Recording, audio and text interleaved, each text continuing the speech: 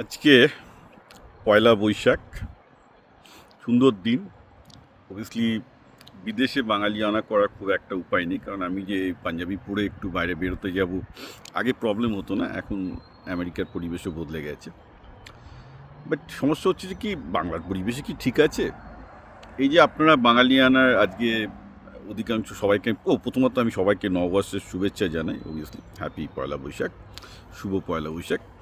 কিন্তু একটা প্রশ্ন বহুদিন থেকে কেন, বহু বছর ধরেই আমার মাথায় ঘোরাফেরা করে, সেটা হলো এই যে আজকে এই যে নববর্ষ মানে দিনটা আপনারা বাঙালিয়ানায় কাটাবেন, বাঙালি পোশাকে কাটাবেন, বাঙালি খাবারে কাটাবেন, বাঙালি গান শুনবেন, কবিতা সাহিত্য নাকি নাও পড়তে পারেন, বা বাংলা একটা সিনেমা দেখবেন, রাইট? এই যে বাংলা শিক্ষা সংস্কৃতি, খাওয়া দাওয়া, পোশাক আশাক, এগুলো নিয়ে যে বাঙালিয়ানা, সেই যে প্রশ্নটা আমার মাথায় ঘুরপাক খায়, আপনাদের পরবর্তী প্রজন্ম কি সেই বাঙালিয়ানাটা ধরে রাখতে পারবে?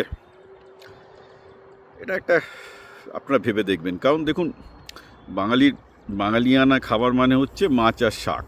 মাছ আর শাক ছাড়া কিন্তু বাঙালির হাজার টাইপের ভেজিটেবল এবং মাছ ছাড়া কিন্তু বাঙালির ভাবা যায় না।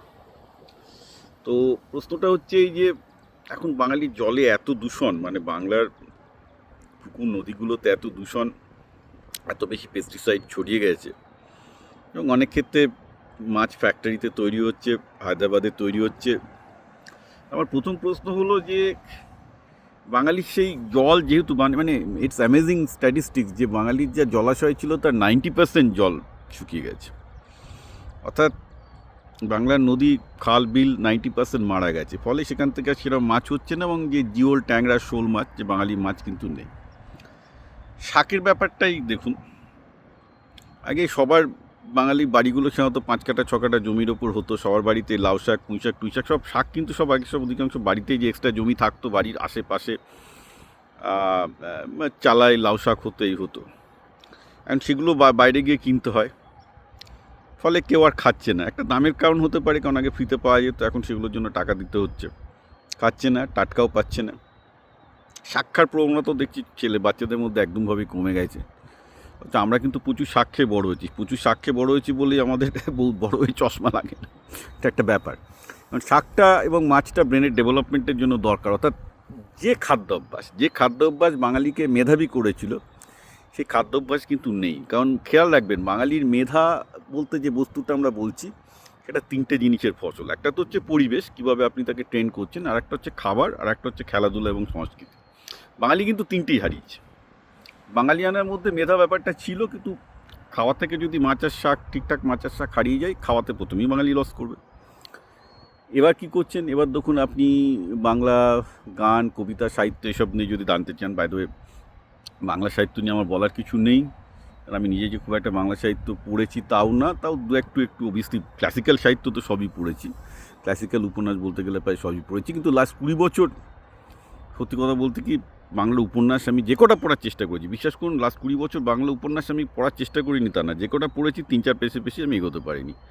মানে তাদের ল্যাঙ্গুয়েজ, চিন্তাধারা, গভীরতা, I am get pissed off by 3 or 3rd or 4th page, তো আমি ড্রপ আউট করে যাই।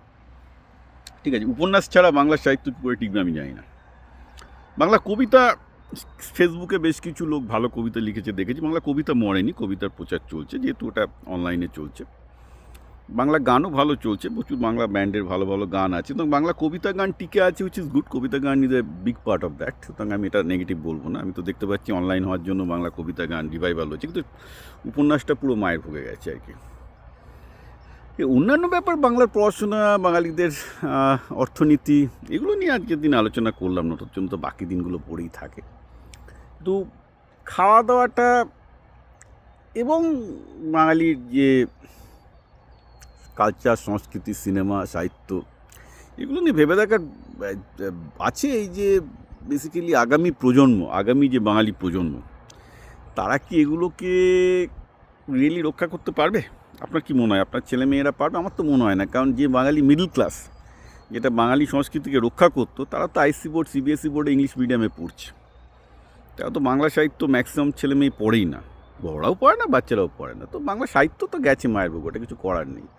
ও বঙ্কিমচন্দ্র, রবীন্দ্রনাথ মারিয়ে কোনো লাভ নেই, কারণ আধুনিক যারা, মানে ইদানিং যারা বাচ্চা, তারা কিছুই করে না।